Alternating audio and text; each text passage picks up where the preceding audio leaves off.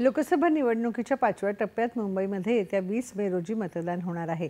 यावेळी एकही मतदार मतदानापासून वंचित राहू नये यासाठी जिल्ह्यातील दिव्यांग बांधवांच्या सोयीकरता विशेष वाहतुकीची सुविधा उपलब्ध करून देण्यात येणार आहे।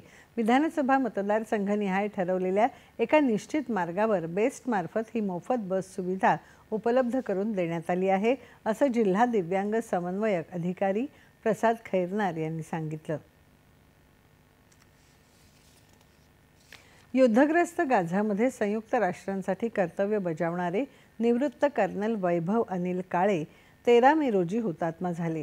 काळे लष्करी सेवेतून निवृत्त झाल्यावर अलीकडेच संयुक्त राष्ट्रांसह सुरक्षा सेवा समन्वयक म्हणून काम करू लागले होते।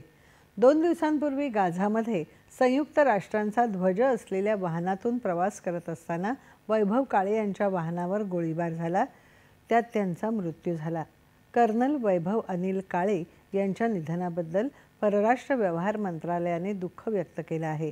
त्यांच्या कुटुंबीय आणि आप्तजनांप्रती सहवेदना व्यक्त करत असल्याचं परराष्ट्र व्यवहार मंत्रालयाचे सचिव रणधीर जयस्वाल यांनी सांगितलं।